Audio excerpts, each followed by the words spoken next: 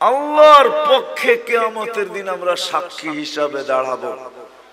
আমরা যখন সাক্ষী হিসাবে দাঁড়াবো তো আমাদেরকে আল্লাহ মাঠে দাঁড় করাবে না, আল্লাহর পাশে স্টেজে দাঁড় করাবে।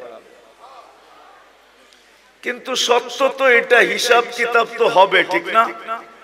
কি হবে না? হ্যাঁ, তা আমাদের নবীজি জিজ্ঞাসা করবে আল্লাহ হিসাব কিতাব কিভাবে নিবেন? তা আল্লাহ বলে সবারটা যেরকম নিব এরকমই নিব। তা আমাদের নবীজি বলবে যদি সবার সামনে আমার উম্মতের হিসাব কিতাব নেন তাহলে তো আমি তো লজ্জিত হয়ে যাব, কেননা আমার উম্মত তো দুনিয়াতে গুনাহ করছে, আমি তো লজ্জায় পড়ে যাব। তা আল্লাহ জিজ্ঞাসা করবে তাইলে কিভাবে নিব? তো নবীজি বলবেন যে আমাকে নিতে দেন, আমি আলাদা ভাবে নেই।